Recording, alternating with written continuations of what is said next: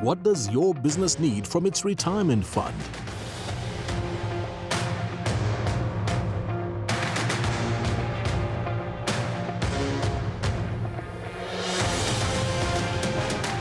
Are you better off on your own in a standalone fund?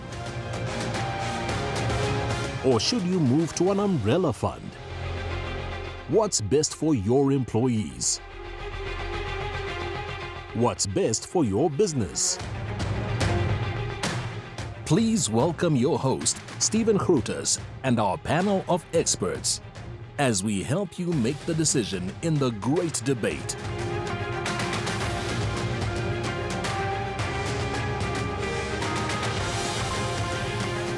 The Great Debate, Standalone versus Umbrella Retirement Funds.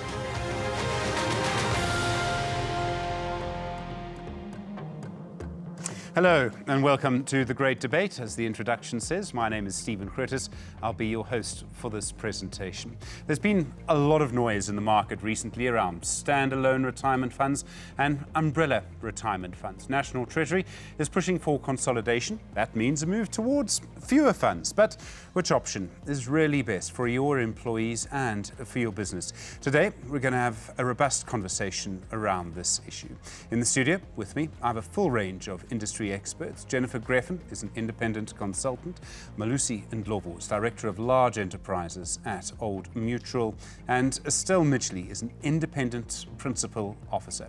Joining us via video link from Cape Town, we have Jonathan Mort, an attorney who specializes in this field. Good morning to you all, and I'm really looking forward to a robust conversation. Then we also have our roving reporter, Devi Sankari-Govender, who's out in the field. Hello, Devi. Hello, Stephen. Good to be here. But just like our audience, I'm looking forward to finding out more about standalones and umbrella funds and what each one has to offer. Thanks, Devi. Just a note, all COVID-19 safety protocols are being followed here in the studio, and through social distancing, we're able to speak without our masks on while the cameras are rolling today. Also, a reminder to you in the audience, our panel will be taking questions, so please drop those in the Q&A section as you're watching and listening as we go through the presentation. You can also maximize your video window. You click on the top right of the block. In today's program, we'll unpack the differences between standalone retirement funds and umbrella funds. We look specifically at issues around governance, costs, representation, control and flexibility. And for the purposes of our conversation, we will focus on employer-sponsored funds and commercial type A umbrella funds. But first, let's get a bit of background on the two types of funds. Welcome to The Great Debate. National Treasury wants to improve the cost efficiency and good governance of South Africa's retirement funds. One of the ways it aims to do this is through consolidation. Rather than having many standalone funds, National Treasury aims for there to be a few well-managed funds. Umbrella funds are a core part of these. What is the difference between a standalone fund and an umbrella fund? And how could moving to an umbrella fund impact your employees' retirement savings? Let's take a look. A standalone retirement fund serves one company. This option was historically chosen by companies as the best way to provide retirement and related benefits for their employees. The employer would then entrust the management of these benefits to the Board of Trustees of the retirement fund. The standalone fund's Board of Trustees are usually company employees and representatives with an equal balance of trustees appointed by the employer and elected by the employees. The principal officer is appointed by the Board of Trustees. This could be a suitably competent employee or an outsourced independent principal officer. An umbrella fund, on the other hand, is a multi-employer fund. In the 1980s, umbrella funds were launched with a primary aim of helping smaller employers provide retirement solutions to their staff. Over time, these umbrella funds have evolved, and they now attract employers both large and small as cost-efficient and practical ways of providing benefits to staff. In an umbrella fund, the Board of Trustees is made up of at least 50% independent professional trustees, with a balance being appointed by the fund's sponsor. The move from a standalone to an umbrella fund can be seen as a way of outsourcing the governance and regulatory requirements while still being able to offer benefits to your employees. It also means that cost savings can be used to enhance the benefit offering to members. In contemplating which type of fund would be suitable from both an employer and employee perspective, there are a number of considerations to weigh up. How much will be saved if a move was to be made? Will moving to an umbrella fund allow the company to focus more on its core business? Will communication and financial education be provided to employees in an umbrella fund? What is the right balance of flexibility and control? And ultimately, will a move be in the best interests of both employer and employees? In the world of retirement funds, there is always a trade-off between flexibility and cost. The greater the flexibility required, the greater the cost. That's why an important decision to make would be around what the right balance would be. And the answer to this is unique to each employer and their circumstances. Let's unpack these questions and more in the great debate. Standalone versus umbrella funds. Which works best for your business? So that's the what. Now let's look at the why. If retirement funds have been around for a very long time, why is there so much noise around umbrella funds right now? What's causing it? Is it new noise, or has it been building for a while? We'll start with governance.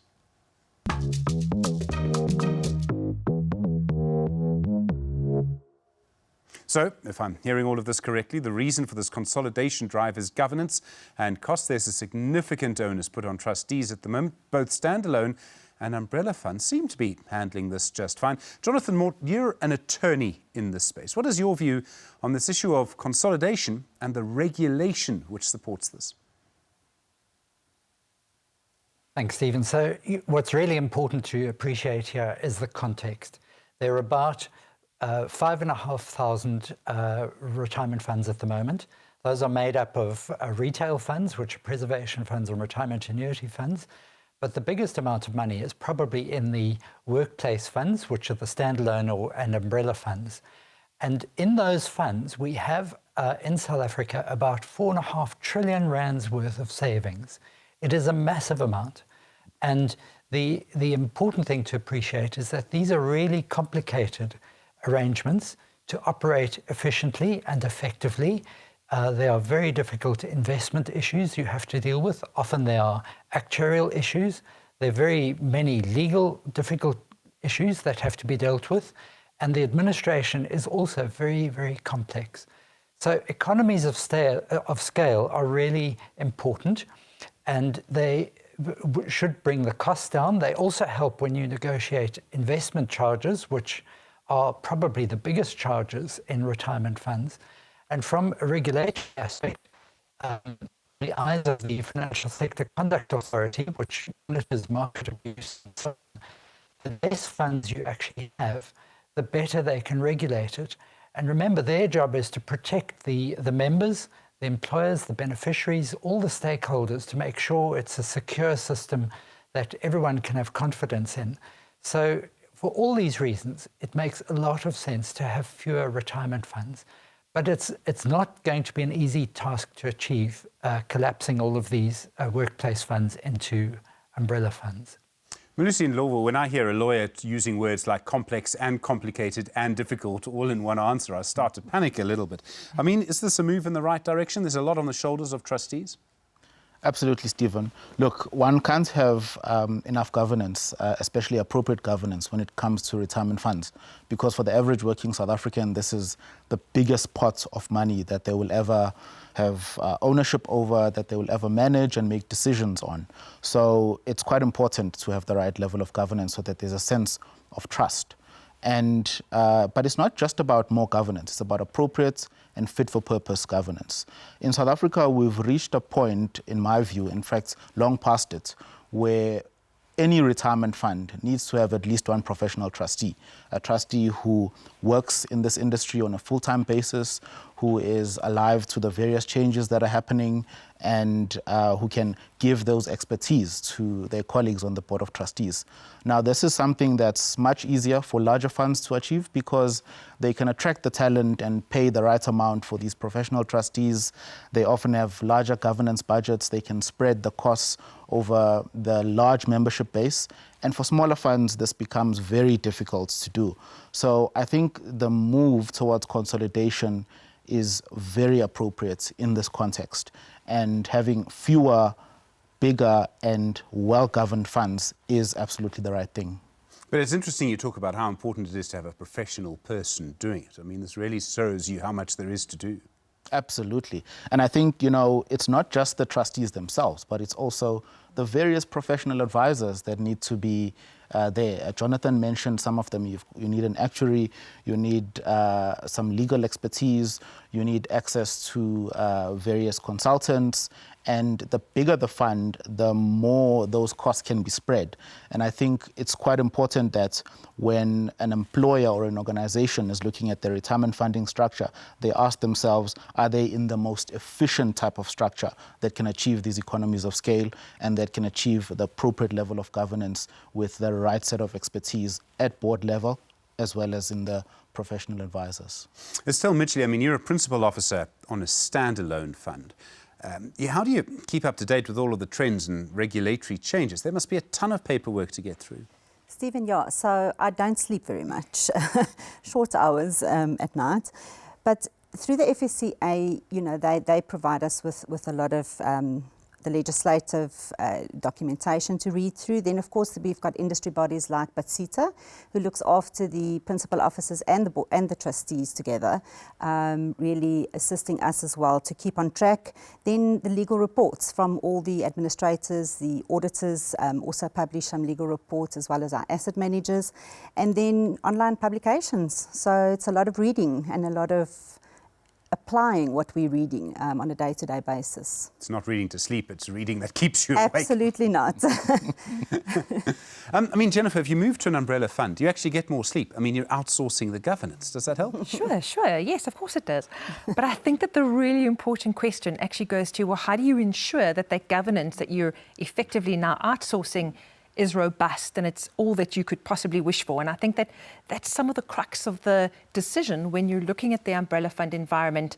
You know, are you comfortable with the governance framework that these umbrella funds actually provide you with? And I think that there is a responsibility on employers. So employers have to ask the right questions, and they've got to ask the right questions of the umbrella funds. They've got to ensure that they hold them true to those answers, because something said in a new business pitch needs to filter through into the living, into the day-to-day kind of operations of that particular arrangement. So certainly I would generally like to see employers and freestanding funds, when they're looking at that umbrella fund universe, to actually do a full due diligence on their governance framework. So who are the trustees? How independent are those trustees? What's the risk mitigation kind of framework like? How do they ensure that the operations run smoothly? How do we get the assets and liabilities matched? And there's so much that goes into that governance that we are in effect outsourcing, that it needs a lot of focus. And that's not just at inception. So when we're looking at the beauty parade of what the most appropriate umbrella fund is, but it's also on an ongoing basis. So every 3 years, you as a participating employer should be saying, Mr. Umbrella Fund, this is what you promised me. Is this what you're delivering? Does it still hold true? And I think that there is certainly a responsibility to ensure that that governance framework is robust, because that governance framework, that almost acts as the base for everything else that that umbrella fund is built on. I can see Malusi nodding. I can see Estelle nodding. Jonathan, are you nodding as well with what Jennifer is saying? Yes. So I think it's also very important for everyone to appreciate that, irrespective of whether it's a standalone fund or an umbrella fund, the trustees have a fiduciary obligation. And our courts have interpreted this as a very onerous and burdensome obligation. And how that is actually expressed is through that the governance of the fund. And that the governance is mainly to make sure that the members get good benefits, they're at a low cost with transparent costs, the benefits are optimal with a reasonable risk, and above all, that they can trust how those benefits are actually administered. So that's the same for every type of fund. And I think the big thing for employers to appreciate is that how will that actually translate in this standalone fund, which they know well, to an umbrella fund, which is quite a different animal, that the members are going to be as protected as they would like them to be in the standalone fund as in the umbrella fund. Malusi, I mean, doesn't the sponsor call the shots? Is the board that independent? The answer is no, Stephen. The sponsor can't call the shots because, you know, the fiduciary duty continues to sit with the trustees, whether it's a standalone fund or an umbrella fund.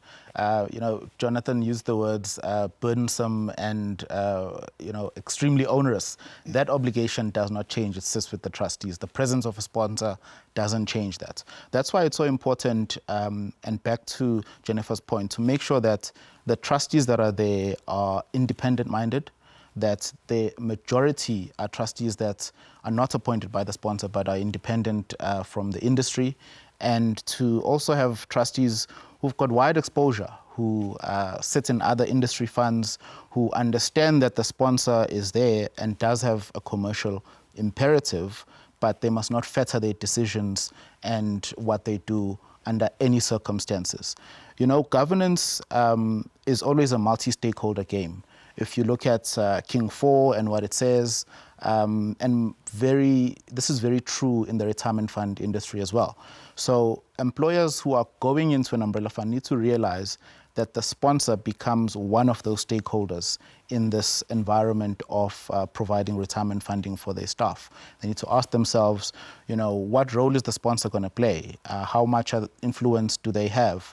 What are the processes that are followed in making decisions by the trustees? What does the sponsor actually do? Is the sponsor someone with experience in this industry? Are they someone with the deep pockets to continue investing in the capability, particularly the retirement funding, the retirement administration capability, which can be quite complex? Are they someone who has a voice so that when there are changes in the industry, they can influence those in the right direction? And ultimately, is the sponsor someone you can trust? How do they conduct themselves in the market? So the sponsor definitely plays a significant influencing role, but they do not call the shots. Jennifer, do you agree? Influence, but don't call the shots? I do think what's important to bear in mind is that actually umbrella funds are commercial enterprises, and the sponsor certainly has a commercial objective. They need for it to be commercially viable and to make a profit. And I do think that in their product construction, there will naturally be tensions. So tensions are not necessarily a bad thing, but they need to be appropriately managed. And that's where I think, just to pull on that point that Malusi actually made, and I think Jonathan alluded to earlier, it's that independence on the board that actually needs to bring that kind of balancing mechanism. So to almost temper some of the profit kind of objectives, which are natural to a sponsor, into an environment that's in the best interest of members. So treating customers fairly at all times, but also ensuring that the governance is robust and that certainly there isn't an unnecessarily unfair kind of sponsor profit type angle. So to me, the independence of credible professional trustees on those boards of trustees is absolutely imperative, yeah. Still, I mean, you're someone who consults you both to standalone and umbrella funds. Is this an issue? Yes, Stephen. So I think let's take it a step back and let's say, so both of you have mentioned the issue of profits and the sponsor making the profits, but where does the profits actually come from? So your investment asset managers fees, your consulting fees, which is the benefit consulting as well as the investment consulting, and then of course the death and disability benefits referred to as risk benefits, the underwriting profits that come from there. So you can see that it's a very big range of what is offered to members where those profits come from. So yes, let me take it back to the independence of the trustees, not only to look at whether they're independent, but if they're really independent, because you do get a lot of independent trustees that's actually previously worked at the sponsor, being part of the build-up of the umbrella fund, you know, they then go on their own and then they're independent. So is there true independence with the trustees? And then I also think you need to assess the capacity of the independent trustees.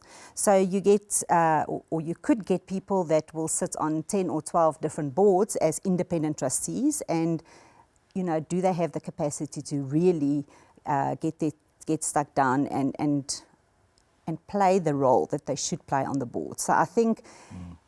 Do we say that the sponsor calls the shots? No, they don't, but they most definitely have a huge influence. And the other thing that the employer needs to look at is, are they bound by the products of the sponsor?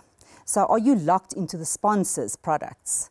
Because where does the flexibility come in? Where does the cost saving come in? If you're locked into one product of the sponsor themselves, you might get in very cheap, but as time goes on, those products might escalate in costs. So it's very important. Lucy, I'm going to come to you in a second. Sorry. Jonathan, I mean, you're listening to this very carefully. You weren't kidding when you said there's a lot of work that needs to be done to get all of this right.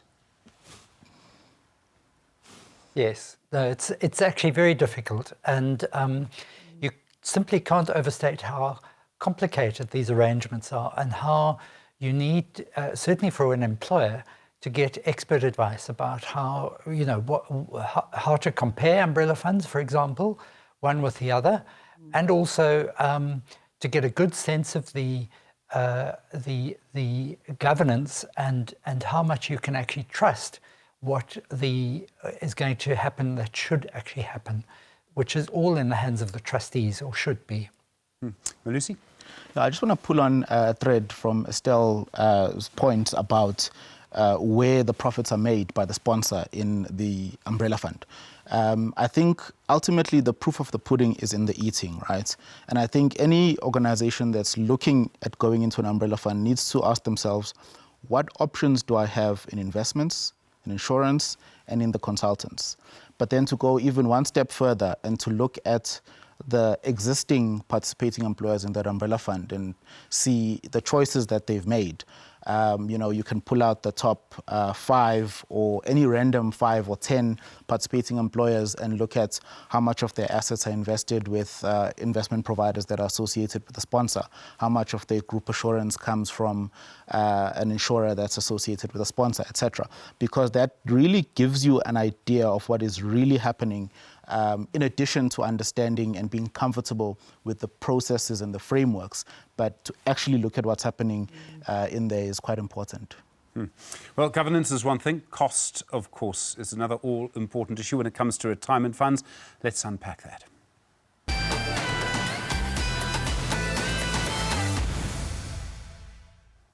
Well, Jennifer, I mean, umbrella funds will sell you on the idea of economies of scale. It all sounds very attractive, brings down the cost of running the fund.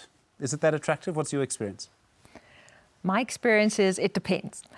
So as Estelle correctly mentioned a little bit earlier, there are different facets of costs in umbrella funds, and they can actually be quite complex and quite tricky to understand. So different umbrella funds express their costs in different ways. We've discussed the fact that there are different kind of income drivers for the umbrella funds. So of course, that all comes through in their costing structures. So understanding those costs are really important. And I think it is helpful to just break down what those costs are. So firstly, I like to see it as operational costs. So that's anything that goes into the actual running of the fund. So it's the administration fees, it's governance levies. Some umbrellas have governance levies, others have participating employer fees, any of those type fees. It's the consulting fees. So from an operational cost perspective, this is perhaps the simplest kind of aspect, I think, of umbrella fund costs, because they're generally quite easy to understand. And actually, if you're looking for economies of scale, they generally come through in those operational costs. Most of these large umbrella funds have kind of dedicated quite substantial amounts of capex into their administration systems. These systems are relatively slick, they're relatively efficient, and actually that's where a lot of the economies of scale come in. So if we're looking for cost efficiencies, it's that first bucket of operational costs. But you can't just stop there. You've got to understand all of the other layers of cost which actually sit beneath it. Estelle also mentioned the risk costs, so death and disability. And so in the risk kind of environment, not all umbrella funds are equal. So some allow you to access a range of risk benefits, which of course, as an independent consultant, I think is first prize, because then you can risk rebroke and you can shop around to get the best possible rates. But just depending on benefit construction, some umbrella funds constrain you. So when I talk about risk costs, is it more cost effective in an umbrella fund? Sometimes. So that depends. And then the most complex of all is probably in the investment costs. So we know that the investment costs, that's the engine room of a lot of the product economics of some of these umbrella funds. So certainly a lot of the funneling in these umbrella funds is towards the sponsor's own investment products. And then there are different costs. So certainly those default investments, the sponsor's own investment products, often reasonably priced and often reasonably robust. It's when you want options outside of that that the cost structures get tricky, they get complicated, and they get expensive. So back to my answer, it depends. Operational cost, almost always yes. Risk costs, maybe, depending on the flexibility and your ability to shop around. Investment costs, maybe, depending on whether or not you're comfortable with the default range, which are generally reasonably priced. Anything outside of that, there are going to be additional costs. So it depends. It depends. I mean, Jonathan, do you agree with that? That's quite a long list of factors to consider here. I presume there are others. It is. I think the important thing is that when you're comparing standalone funds with umbrella funds, they are completely different creatures. So it sounds so simple to say that economies of scale must mean equal, lower costs. But actually, running an umbrella fund is far more complicated and expensive than actually running a standalone fund. So you really have to have very significant economies of scale for that to filter through to a lower cost. Because remember, what the member wants here is that the member wants to make sure that their savings are safe, they're getting a good net return, and that they can get their benefits when they need them. That is the most important thing from the aspect of the member. And all of this has to filter through. If you're going to go from a standalone to an umbrella, that's actually what you're going to get in the end. That the benefits will hopefully be better than what they got in the standalone fund. The cost will hopefully be less. And the arrangements about delivering the benefits will actually improve to some extent. So in all of this, and it's very important to get an experienced benefit consultant, because as Jennifer was alluding to, it is, you get all these different options and you need an expert to help you pull that all together so that they can distill it into one, analyze for all these different umbrella funds. How does that actually equate to, is this one actually cheaper? Is this one going to give you what you actually need? And those are really important things to consider in my view. Estelle, for you, I mean, in the standalone space, what are the big cost drivers? Stephen, I think before I go to the standalone, if I can pick up on what Jennifer said, don't assume that because you're going into an umbrella that your costs are necessarily cheaper. And I think the economies of scale plays a big role, but when it comes to investments, for instance, if you're a larger standalone fund where you've got the negotiating power as well, you find that sometimes the asset manager's fees are actually cheaper than what you could get in the umbrella fund. But then there are also parts of the umbrella fund that accommodate the customization. So yes, experts' advice is most definitely needed when comparing it.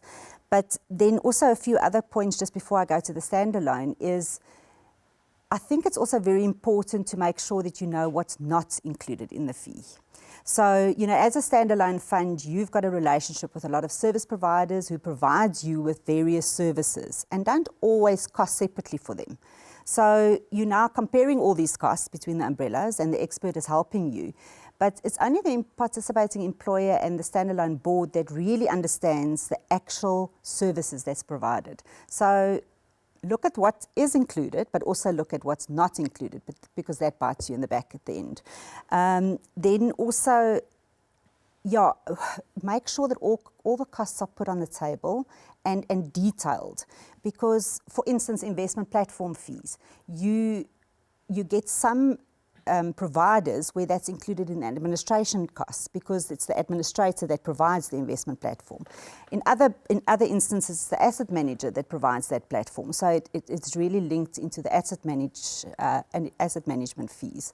So yes, it is very complex. And then I think lastly, the silent cost. So the standalone funds and employers will definitely understand what that means, and that is really to release your employees to attend all the meetings. And when you compare costs, you don't always look at that factor. But, you know, with an umbrella fund, you've got a management committee which might meet once or twice a year, where as a board of trustees, you've got various subcommittees, audit subcommittees, death benefit subcommittees, etc.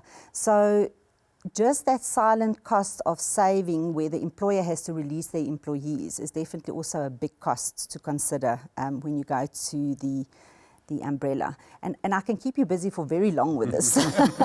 But let me get to my part of the question, and that was really, you know, what is the real cost in a standalone? And by far, it's the investment cost. I mean, it's the total investment cost, which includes your asset management fees, your trading costs, your investment consulting fees, and make sure that you really have a breakdown of that when you start comparing.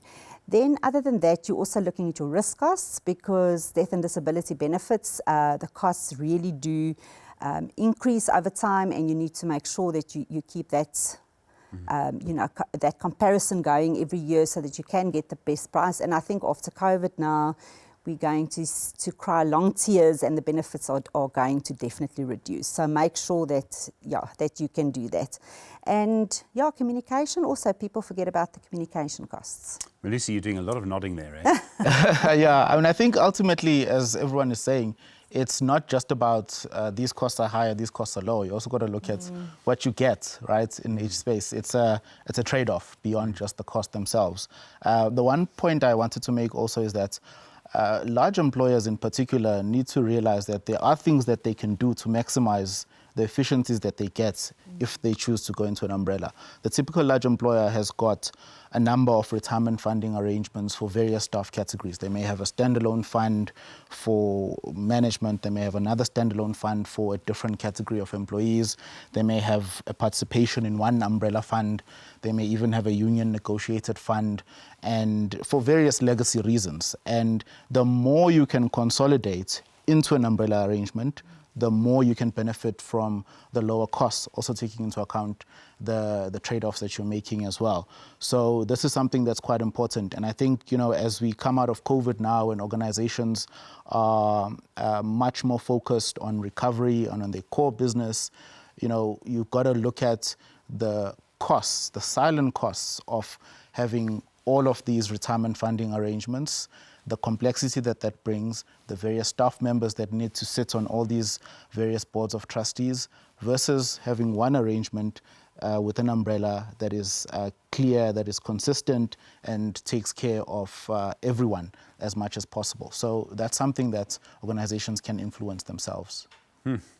Well, it's a really rich and interesting conversation. A reminder, by the way, to you and our audience, just to keep your questions coming. We'll have a look at those towards the end of the programme once we've covered all the bases. Before we move on to our next segment, let's check in with my co-host, Devi Sankri-Govender. Devi, over to you. Thanks, Stephen. We've been enjoying the lively discussion. I'm at NAMPAC's offices with Belinda Phillips, Principal Officer and Consultant, who was instrumental in helping NAMPAC move from a standalone fund to an umbrella fund. Belinda, you were recently involved in NAMPAC's move from a standalone fund to an umbrella fund, but what were the catalysts that prompted the move at the time?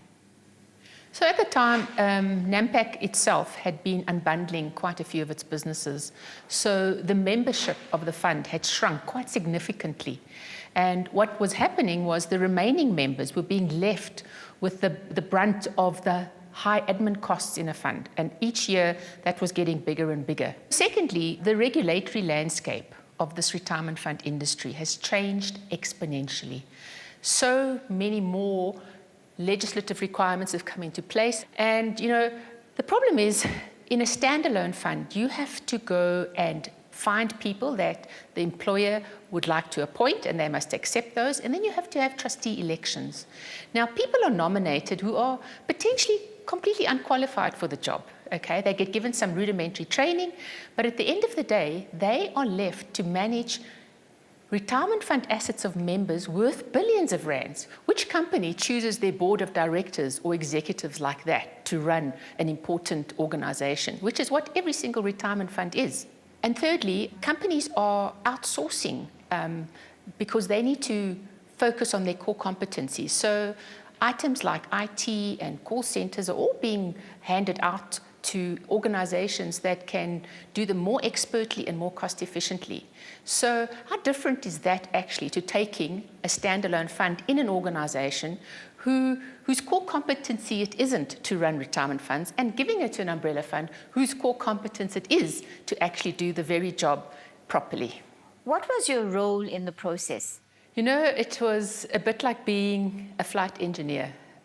You had to manage trying to change moving parts in an airplane, but that airplane was already in the air.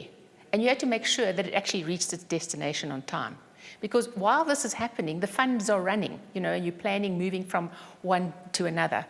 I also had to make particularly sure that the interests of both NAMPAC and its employees were completely protected, so that we could ensure that the cost savings that we were doing this for were actually going to manifest themselves.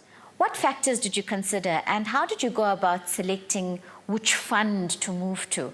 The first thing we needed to do was we wanted to change as little as possible as far as the basic structure of the fund went. We wanted to keep the exact same contributions, the benefits, and all of that kind of thing. So we had to find somebody that was reputable, that the company had felt they could trust with the members' benefits. And then one of the biggest factors that the trustees of the in-house fund had actually struggled with was financial well-being education.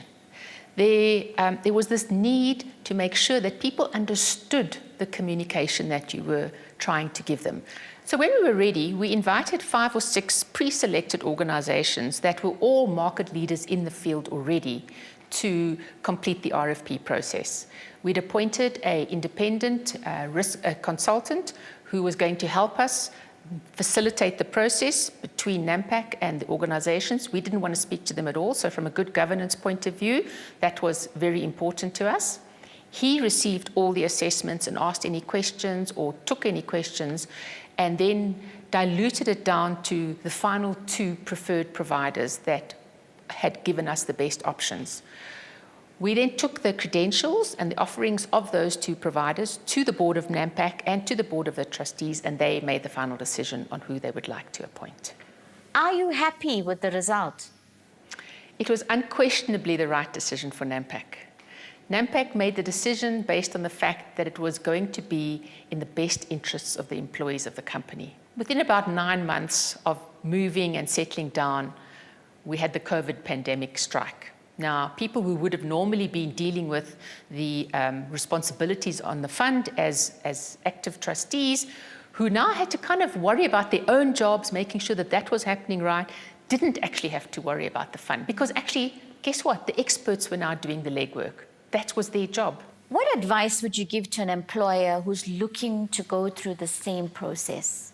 They shouldn't underestimate what a big process this is and how complicated it is. Because it's almost the same as a company merger.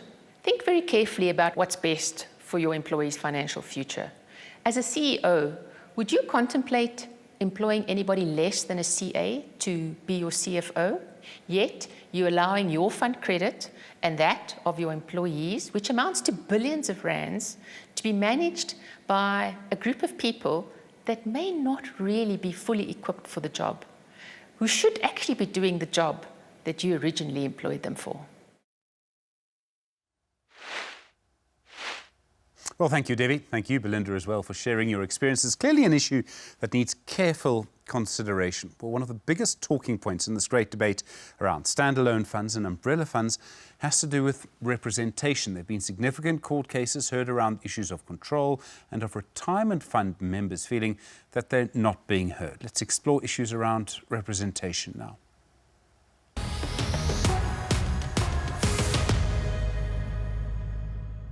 One of the biggest differences between standalones and an umbrella fund lie in the composition of the board of trustees.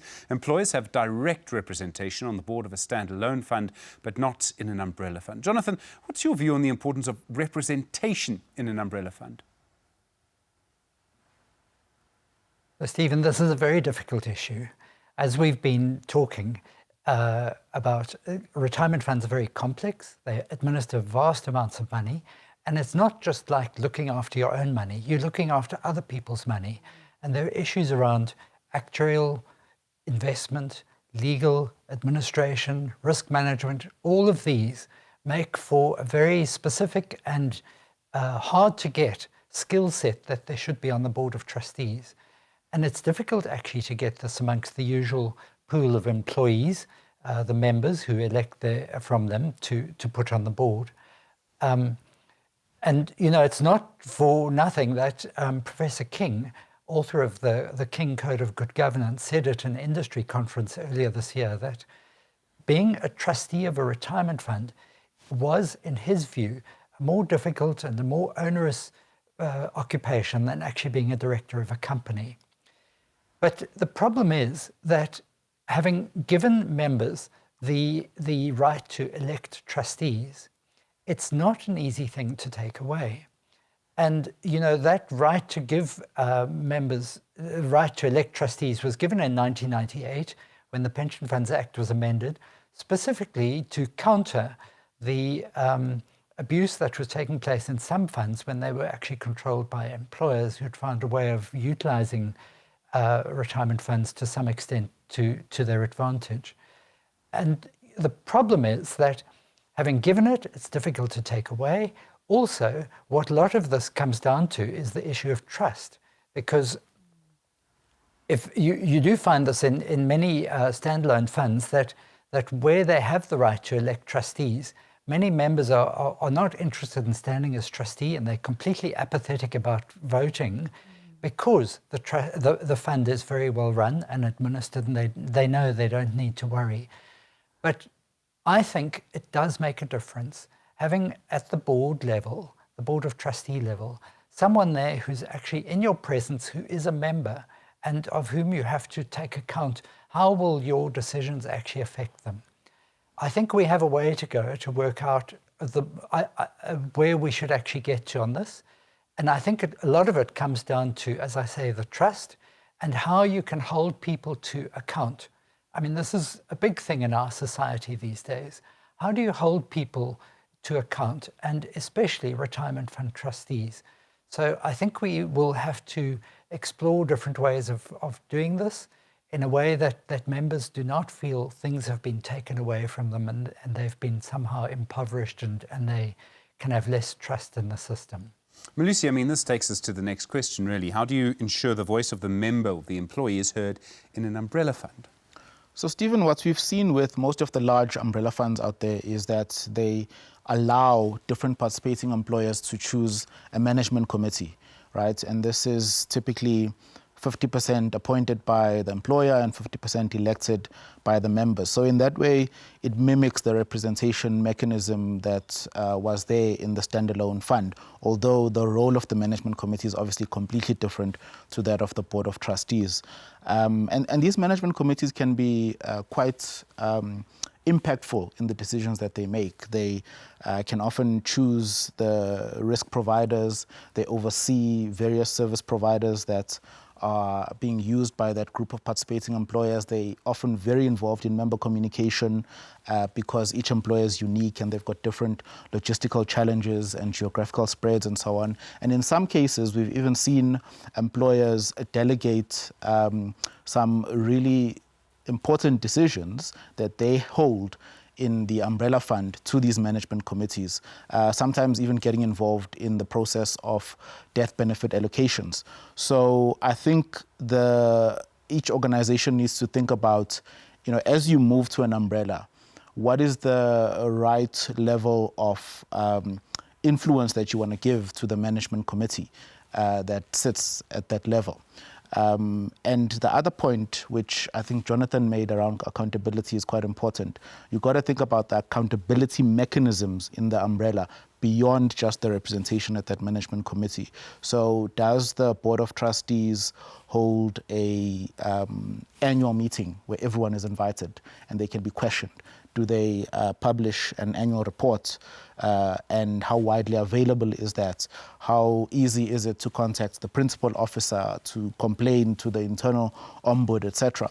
So I think representation goes beyond just being able to elect a bunch of people who can represent your interests. And I think as a last point, Jonathan also spoke about King 4. King also says that once you're appointed to a board, whether it's a board of directors or a board of trustees, you're not there representing your constituency. You're there to be part of the board and represent the interests of the members in the case of a board of trustees. Jennifer? I'd just like to build on one of the points that Jonathan actually raised, and that was essentially the fact that, perhaps we do need a system whereby we do have slightly more voice for our members, other than maybe just on the operational side. And I mean, one of the mechanisms in which umbrella funds do that is via the independent trustees, and we discussed that in quite a bit of detail earlier. But I think another point that we should all be just kind of bearing in the back of our minds is, well, how are those independent trustees elected or appointed? Is it the sponsor that appoints them?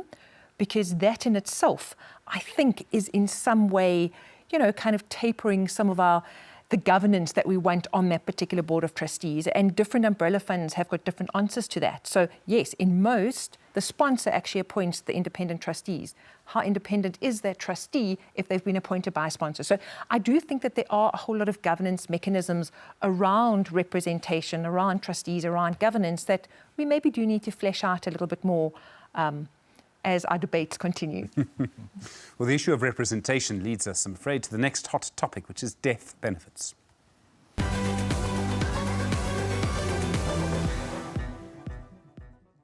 Well, one of the most contentious issues in retirement funds is the distribution of death benefits. In a standalone fund, the employer and member trustees are involved in distributing those. I mean, Jennifer, is the risk of these claims getting lost? They can get depersonalised. We're talking about an umbrella fund. It's massive. There must be a depersonalisation process. Stephen, I think you're very correct, and I think that there is. My personal view is that that's actually a good thing. So in my view, Section 37C and the distribution of death benefits, that's one of the most onerous kind of pieces of kind of legislation that trustees have to get their minds around. And certainly in my view, professionalising that is a good thing. And that's what all of the umbrella funds have effectively done. They have teams of experts who work on umbrella funds every day. They've got tried and tested investigation processes. They've got decision trees which lead them to reasonable kind of recommendations to the trustees. They're experts in that space. And I sometimes feel that, when you're in the workplace, your colleague of 20 years has just passed on. You've suddenly found out that unfortunately he has an illegitimate child, but your true kind of allegiance is to the spouse. And I think that clouds the issue somewhat. I actually think depersonalising death claims is a good thing. Give it to the professionals and let it be dealt with in the most professional way. Estelle, how do you see it? So I think I do agree with Jennifer that there's a lot of merits in depersonalising it. But I also believe that in some of the bigger funds, you've got quite a lot of knowledgeable people on the subcommittees that look at the death benefits, and they tend to maybe go that little bit of an extra mile on the personal side. So for instance, where you can't dictate to a guardian to take a child's money and invest it. But by having that personal contact and maybe discussing that a little bit more with the beneficiary, that money can be invested rather than squandered, over time if it's a big cash amount. So I do see where you're coming from, but I also think that there is a bit of an additional personalisation that's not quite yet there in the umbrella funds. And then I think in the end, it's also the employer's reputation. So, the beneficiaries come back to where their loved ones worked, and, the employer has to really please explain. And having that total depersonalisation and arm's length, you don't always have that. I don't think the umbrellas always think about the employer's side of it. So, yeah, but overall, I think it is a good thing, but there's a little bit of more work required on that side. Malusi, I mean, this is a difficult thing to balance, eh? To have that depersonalisation, but I mean, at a time like that, you also want a hug. Yeah, no, it's a tough one. It's a tough one because ultimately, you know, that's when the fund plays its most important role, when the beneficiaries are vulnerable, need to have their money, and you need to make sure that every one of them is taken into account, and how much they were getting before from the deceased, etc. So it can be quite an emotional thing, and I think there is merits in both the depersonalization, which often comes with umbrella funds because they've got these huge volumes that they just go through, whereas, you know, in a standalone fund, you, especially where there isn't a lot of death claims that are going through, the people that may be dealing with the death claims may not have that much experience because, you know, they deal with this claim now, but the last one was a year ago, 2 years ago, as opposed to, you know, an umbrella setup where there's a machinery and, you know, the people are specialists and that's what they deal with. And I think there's a balance to be had both in the industrial depersonalized approach, but also making sure that the circumstances are more closely looked at and there's that personal touch that comes through. We talked about governance and costs. We've talked about representation. Let's turn to another important issue now, control.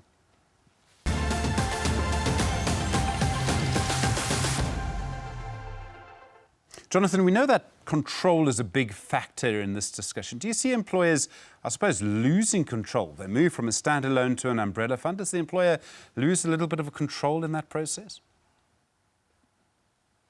So I think, Stephen, the more accurate way of describing it would be that they're losing some influence. Because if you are the chief executive of a standalone fund and you hear about what your trustees are doing with, say, setting up the default option, and you're not happy, and you phone the chairman of the board of that fund, you say, look, can we discuss this? I'm not sure I'm happy.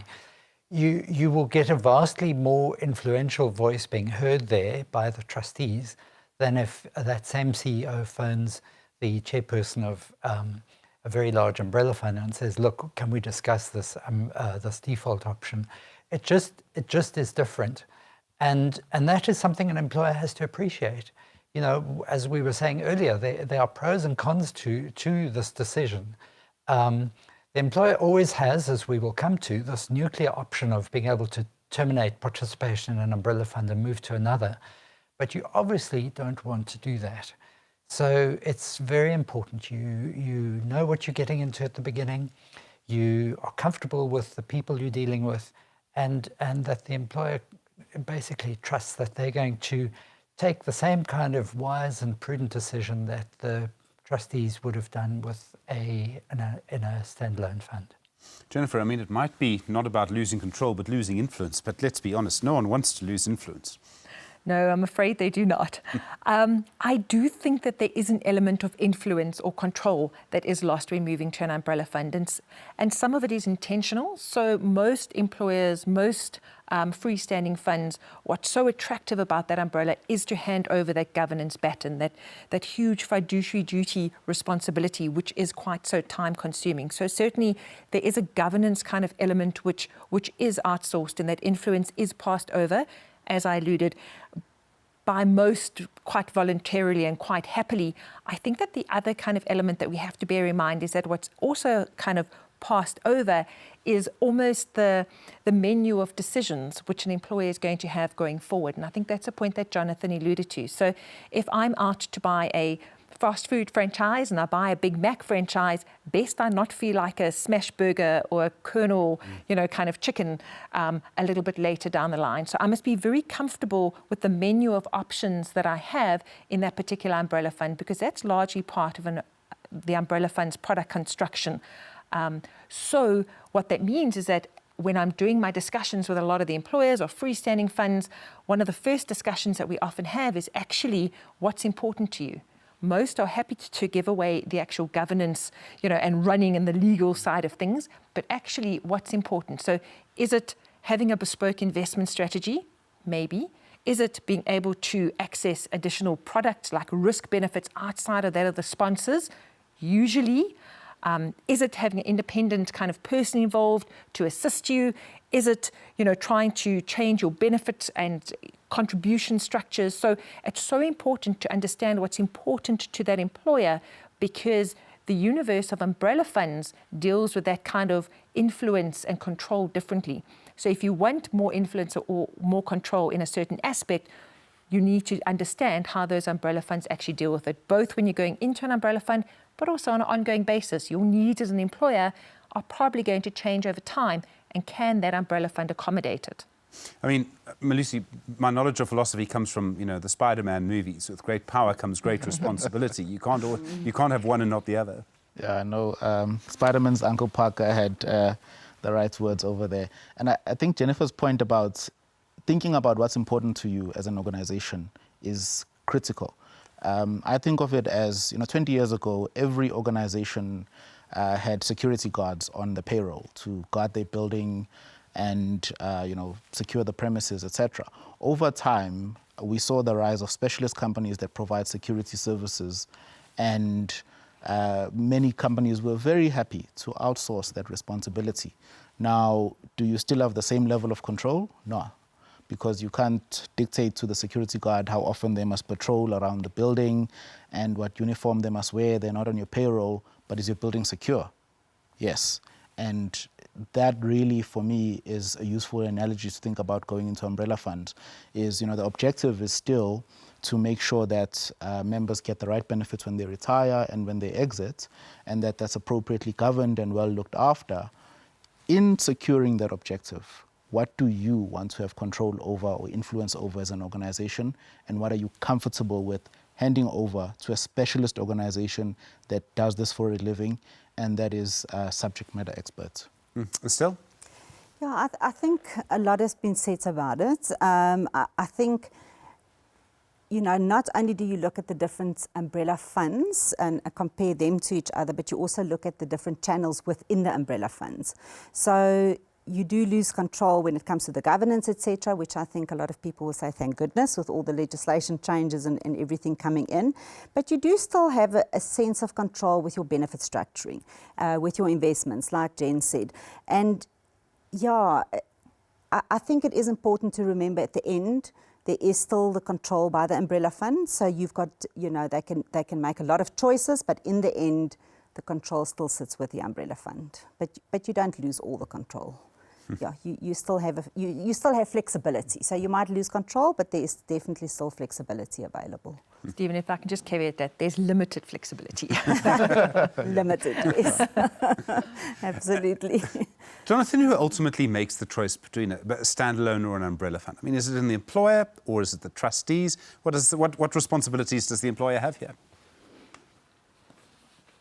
So the trustees get their powers from the rules of the fund, and I've never seen any rules which give those powers to trustees. And usually in the employment contract, it's very clear that it's the employer that decides in which fund the members must belong. So, and there is now case law, very settled and established case law, that our courts have held that it is only the employer that decides that in that circumstance where the employment contract says that. And so it isn't an issue of the members being able to go either where they want to go. It is actually where the employer decides. That may be through an agreement with a trade union and so on, but the fact of the matter is it's actually the employer that ultimately decides in which fund they participate. Having said that, a wise employer will always involve the trustees of the fund, because those trustees are immersed in the field. They're usually interacting with very good service providers, benefit consultants and so on, who can do some of the research. And I would have been surprised in that segment we saw about Belinda and unpack, whether that if the trustees in that fund were not involved somehow in giving advice to the employer about which was the right umbrella fund offering that they should go to. Okay, well, let's move on now to a hotly debated issue, flexibility. How much do you have? How much do you lose in a standalone or an umbrella fund?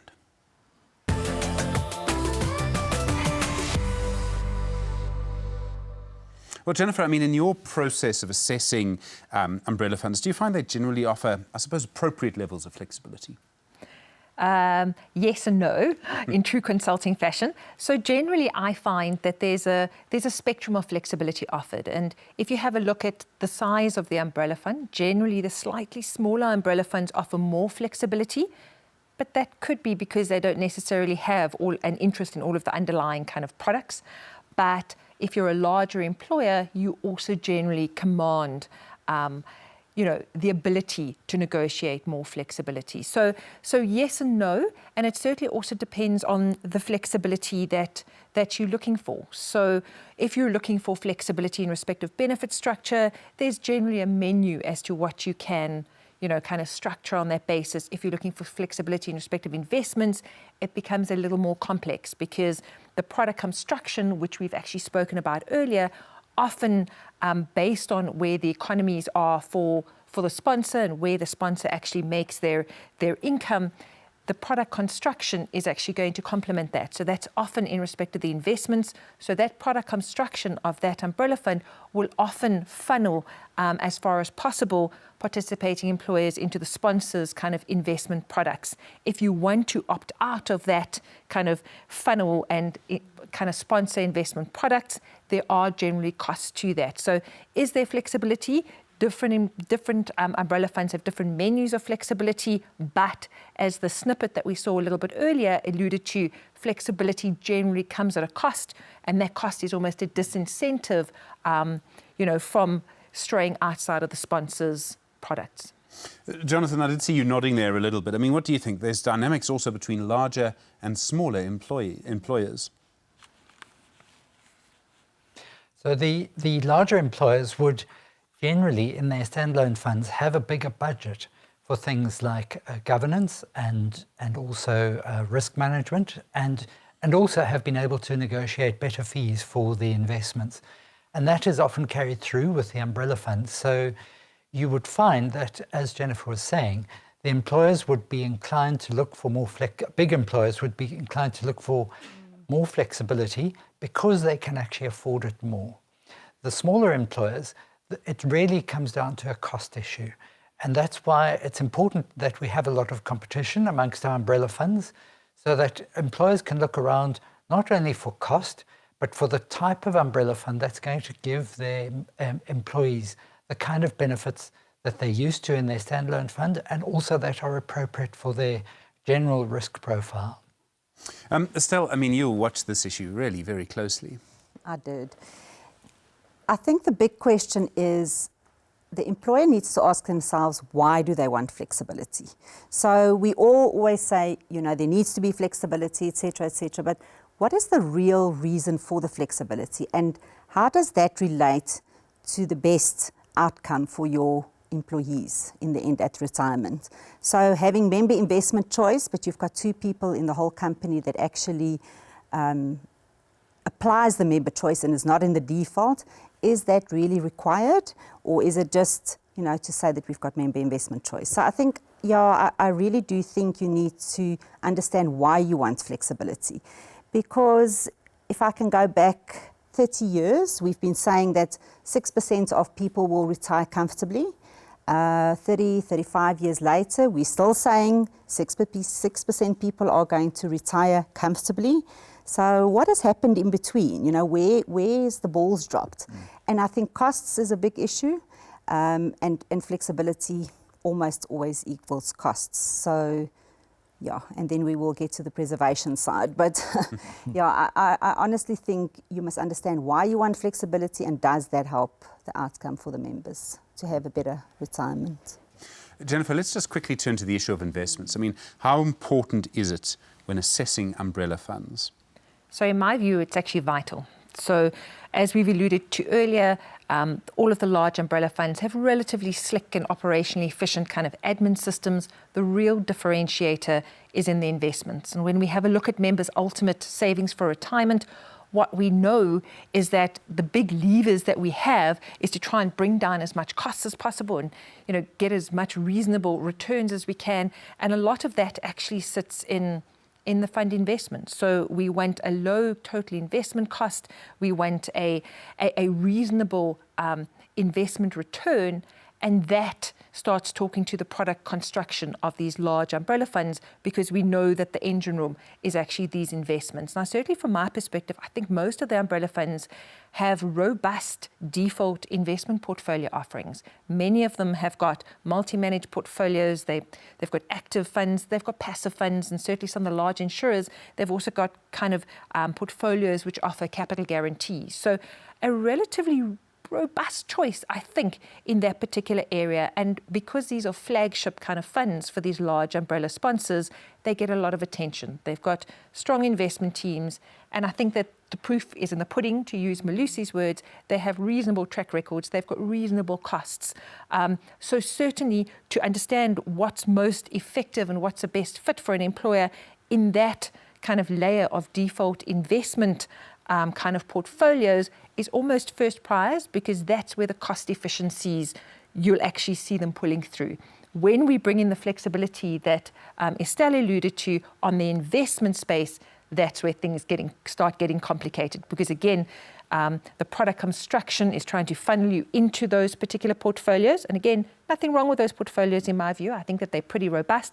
But if you want to start opting out of that, both as a participating employer as a member, that's where the additional costs are going to come, and those costs are tricky. So some are admin fees, some are platform fees, some are additional investment fees, and those costs start racking up pretty quickly. So to understand the universe of investment options available is very important, but to also understand those default investment strategies, because that's where your best member value for money is going to be. Is it appropriate for me? Is this something that I could see my members actually invested in? And then if not, understand those cost structures to try and opt out of it. I mean, Malusi, it's all about doing your homework. No, absolutely. And I think, the other really important thing to look at is which is your current investment portfolio while you're in standalone, and what is the best match in the umbrella fund, right? And to compare those two, because that's probably one of the best ways to do a like-for-like comparison on the investment side, since that's what we're talking about. And, I think as Jennifer has said, often the flagship portfolios of these umbrella funds get a lot of attention. They typically top quartile, they're best performing, but you need to satisfy yourself with that as you go through that process. Yeah. I also think it's very important that, we always look at it from the employer's side and from the service provider's side, but you've also got members down there that actually need to understand all of this, and members that, need to be happy with the options and understanding these investment options. So I think, as soon as you go too flexible as well, the communication will all have to be rewritten, because it's not, in terms of the standardized umbrella fund. And immediately there's another cost. Also, a cost spent for the people actually having to rewrite it or to twig it for the flexibility. So, yeah, the communication is also very important, and I think we sometimes forget that educational communication side to the members, who are really the people that need to understand what on earth all these independent consultants and service providers do with their money. Yeah, so it's very important. And then I also think when it comes to the investments, you also need to look at the returns. So, you can't base anything on historical returns, but yet if your investment strategy has actually given you, very good returns, and you also manage to have proper asset managers' fees, because you can negotiate as a bigger fund, you can't put that to the side totally. You have to take that into account. Yeah. A lot to take into account. I mean, let's sort of sum it all up a bit. I mean, Estelle, for you, the top 3 things that employers need to consider when they're making a call between a standalone fund and an umbrella fund. I'm going to try and make it short, but I'm trying to put more into one point so that I can only have 3 points. I think the first one is the employer needs to assess how much flexibility they want and why they want the flexibility. And also through that, you look at the products and who provides those products. Then you also look at the costs to make sure that you compare apples to apples and you know what is not included in the cost, as I alluded to previously, and which service providers you are locked in, because that's going to affect your cost. And then lastly, I think it's very important, the Board of Trustees.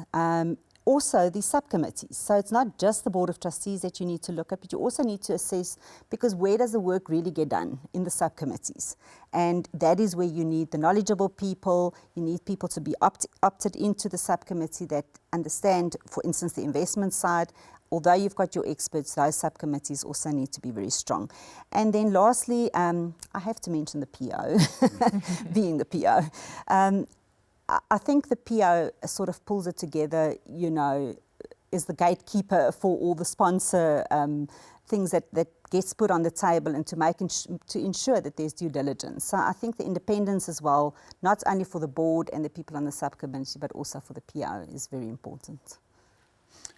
If I can maybe just add, I think from an employer's perspective, you're ultimately looking at the value proposition that you're taking to your employees. So I think as part of this whole kind of process, I think it's reasonable for any board of trustees to actually, from time to time, have a look at the value proposition, because ultimately it's that contract between the employee and employer that underlies a lot of what it is that we're doing. So every employer wants to ensure that they're getting the best bang for their buck, that the employees are getting the most value out of the retirement solution that they have crafted and helped kind of put together as is physically possible. And certainly a move to an umbrella fund has to ensure that there's an enhancement to that value proposition, and whether that be via costs, whether that be via benefits, whether it be via communication. And I must say communication is the one issue that I think umbrella funds have spent a lot of time and energy on, and probably not something that we spent a lot of time on today, but certainly for a lot of employers, they're actually seeing an enhancement in their communication, via some of these strategies that the umbrella funds have put in place. But I think it's all about the value proposition and how an employer scores that value proposition. That's going to be quite personal to that particular employer, because they might score things differently. But at the end of the day, once they've gone through their scoring sheet, they've rated everything, it's about, is there a better value proposition for my members in this arrangement versus what it is that we currently have? Jonathan, what other factors do you think need to be considered when you're looking at the option to move to an umbrella fund? So I mentioned that the employer must look at the employment contracts. The next big thing that they must look at is actually what is the standalone arrangement consist of. Is it a DB arrangement, a defined benefit? Then you're going to maybe have to think about converting to a defined contribution before you do a transfer. Is there surplus? There should be a surplus distribution process before the transfer happens. So the employer needs to look at those things. The next thing is they need to research the market with the help of a consultant, just like Belinda was saying.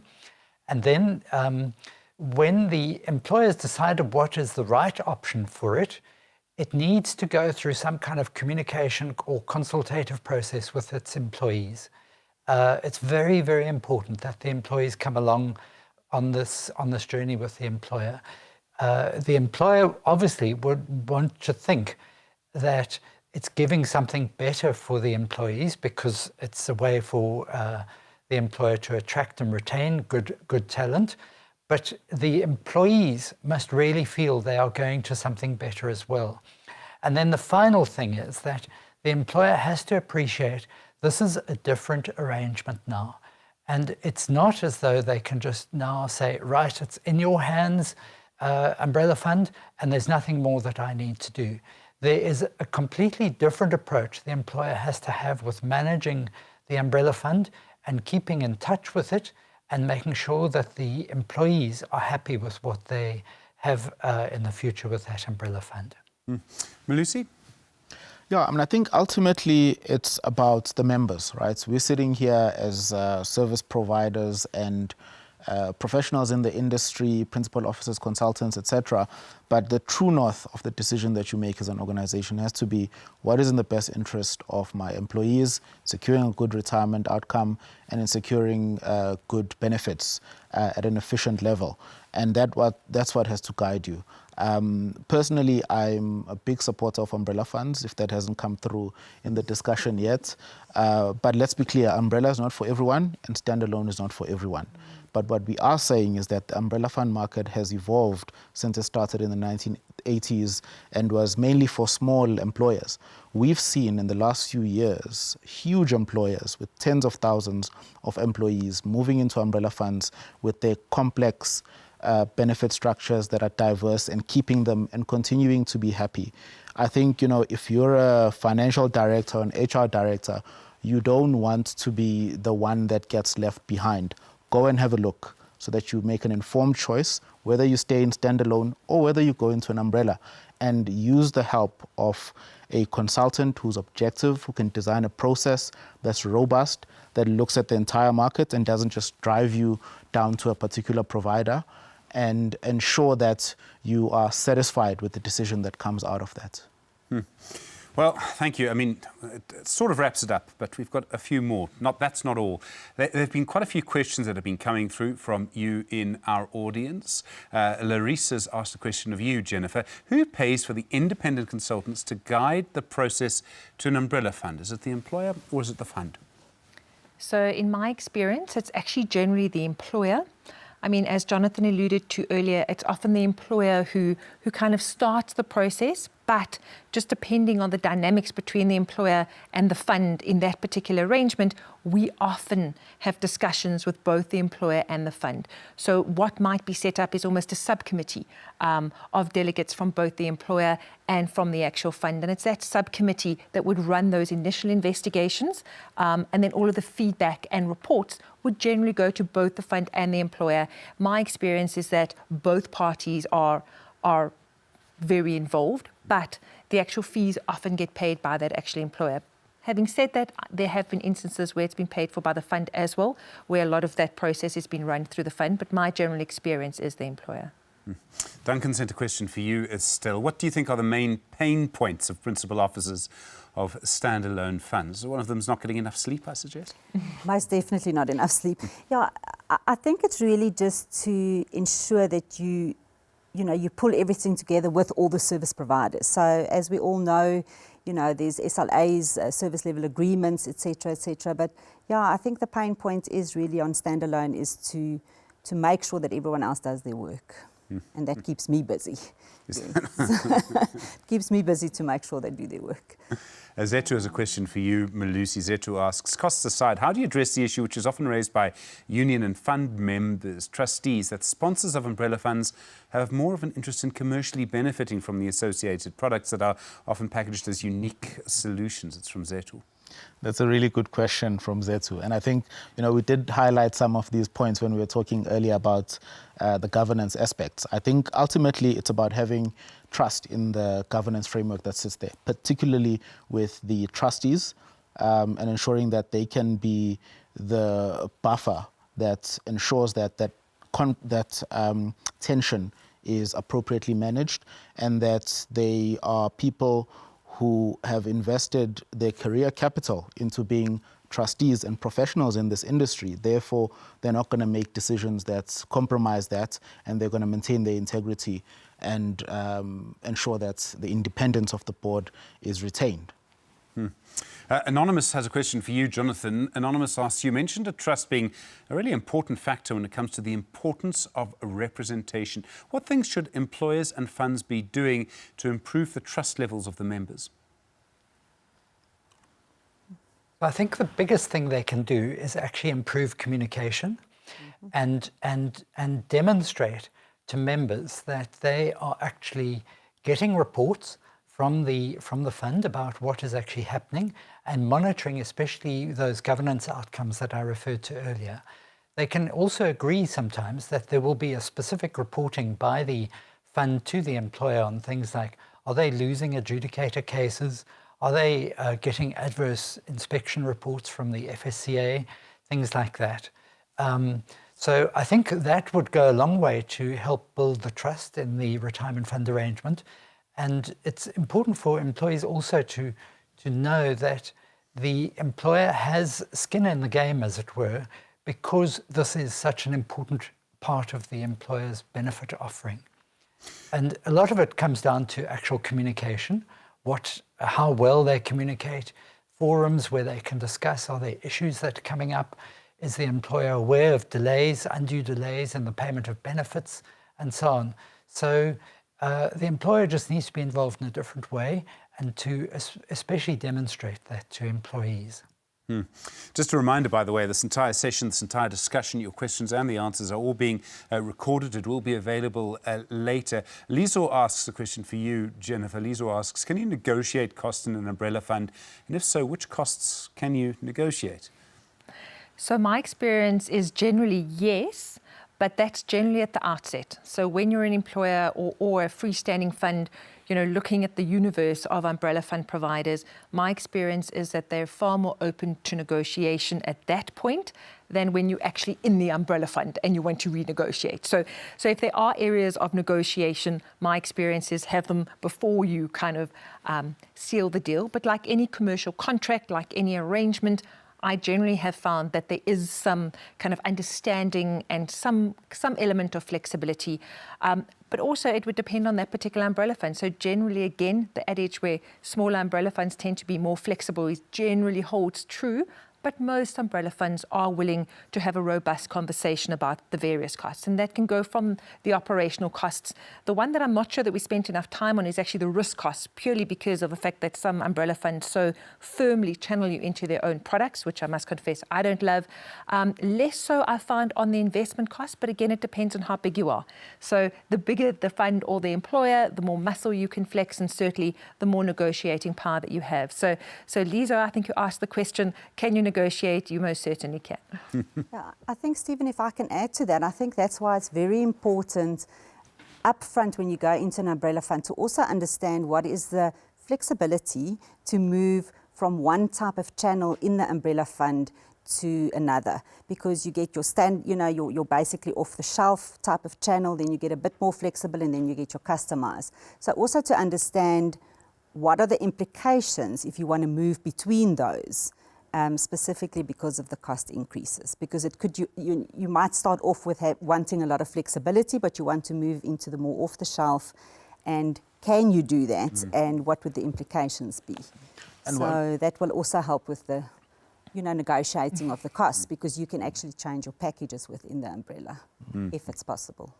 And Stephen, and while we're talking about this initial phase of moving into an umbrella fund, I think one of the most important things to realize is that, as Belinda said in the clip, this is like a merger or an acquisition.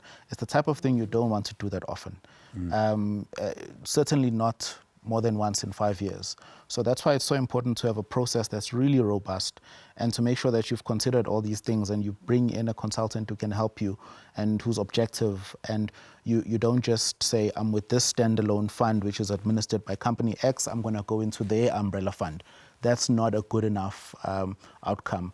That outset of making the decision is so important. It's highly complex, and people need to make sure that they bring in the right experts to help them, including in the negotiation of costs, as the question was alluding to. Sorry, may I add there again? I think it's very important not to just get an expert in, but an independent person, because, service providers and umbrellas and sponsors will give you their beauty parade, and they will give you all the good things. So I just found, with my experience, it's extremely important to get someone that is actually never been part of any of the umbrella fund sponsors' stables, and to look at it from a totally different angle. I mean, even from an auditor's type of angle. Yeah, so it is, to me, that's a very important point. So Jennifer, I mean, there'll be some people who are in standalone funds, they decide to look at an umbrella fund, and they decide not to go umbrella. I mean, why would people make that decision? Well, I think that certainly from a standalone board of trustees perspective, it's very reasonable for them to, on a regular basis, just have a look around and make sure that they're providing the most appropriate retirement solutions. So certainly from a governance perspective, I think it's a good idea to investigate the universe, and the universe includes umbrella fund arrangements. So certainly they would be going out as, from a governance perspective, is there something compelling out there?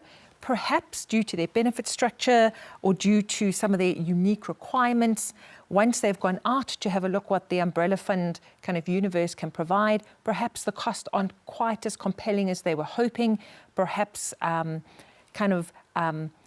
up with the same benefit structure is not quite as easy as they'd anticipated, and also the proposition isn't compelling enough to start making real kind of compromises. So that certainly is the experience of some. The experience of others is that actually it's something to look at, but maybe not now. So it's a timing issue.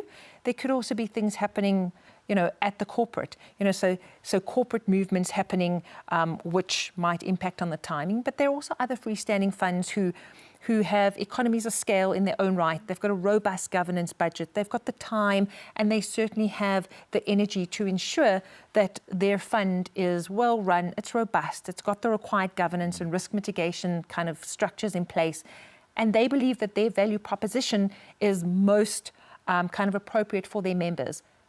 And that's okay. That's a good outcome, because if that value proposition through the freestanding fund is still the best that they can possibly get, having looked at the alternatives, there's a place for those funds. I think definitely. So with some standalones, for instance, it's part of your bigger funds. It's part of a financial or an employee wellness setup, if you want to call it that. So the risk benefits might be, I don't want married people or single people to pay risk benefits for spouse's benefits, or educator benefit if I don't have children. So they could have very specialised packages, and I think that's one of the big reasons why people don't, or standalone funds also don't want to go into umbrella funds, because they've got very specialised type of benefit structures. Sorry, so Malusi, there's been a lot of talk in the media, but really in Parliament over the last few weeks around accessing retirement funds. Some of the unions really want this. There's also the green paper that came from the Social Development Department last week, and then I've never seen the National Treasury throw as much cold water that quickly on anything. What does all of this mean to umbrella funds? Look, I think it just underscores the importance of being with a provider or a sponsor who has got the type of voice that can influence these decisions, and who's got the type of, I would guess, capital that can be injected into making any changes should changes need to be made. Now, on the excess paper, I think that it's quite clear that there's a number of things that would need to change before that could be implemented, from the law to admin systems to stakeholders having to be ready. And, umbrella funds are quite well suited to respond to that. On the green paper on national social security, look, my view is that any changes should build on existing strengths. They should be as undisruptive as possible, and they should result in an industry that is efficient, effective, and affordable. At face value, it's not clear how the proposals in that green paper meet any of these criteria. There's a lot of discussion about that green paper to come. Jonathan, how do you see this debate? I mean, obviously the lawyers are going to spend a lot of time looking through this green paper, and I suspect Treasury's response. Yeah, I think from what I've seen of the green paper, the problem is that it's going to undermine quite a bit of the existing well-functioning formal retirement sector. I think there's no doubt that our country needs some kind of safety net provision, some kind of flexible savings arrangement for the informal sector. So it's not entirely clear to me, firstly, whether we can actually afford what this green paper is trying to do, which is very laudable, of course, that we should have additional safety nets in place for the disadvantaged, and especially in a country like this where there is so much inequality. But it's really a problem if that's going to disrupt something that's actually already working quite well. So that would be my concern, is that we, as Malusi says, we build on something that does work well, and we try to supplement it and extend provision where that is more urgently needed. I mean, Malusi, it would seem it's going to be a long time before we know which direction this is going to go in. Oh, absolutely. And I think as recently as yesterday as well, there was newspaper articles about the proposed bill by one of the political parties to provide access in a different way through loans. So there's quite a lot that is happening, but I am encouraged by the fact that National Treasury has said that by the time of the medium-term budget policy statement, they will be in a position to issue a bill on the access parts of the proposal. So that should at least provide some immediate next steps, hopefully. But just to echo what Jonathan has said, I think laudable objectives, but let's make sure that we build on strengths, we don't disrupt, and what results is a lot more robust and stronger for all stakeholders involved. Well, there you have it. As the trustees of a retirement fund, any retirement fund, you have a regulatory obligation to act in the best interests of your members. That means considering all your options, including standalones and umbrellas. Devi, your thoughts? Stephen, in my head, it's clear that this is a complex issue and there are no easy answers or one-size-fits-all solutions. My big takeout from my conversation with Belinda Phillips is that if you do make the move from a standalone fund to an umbrella, you need to be very careful with which partner you select. It's not necessarily a simple process, but it might be the right one for your employees. Thanks, Devi. And thanks again to our studio guests and to you, our audience, for taking part in this great debate. From myself, Stephen Curtis, goodbye. Stay safe.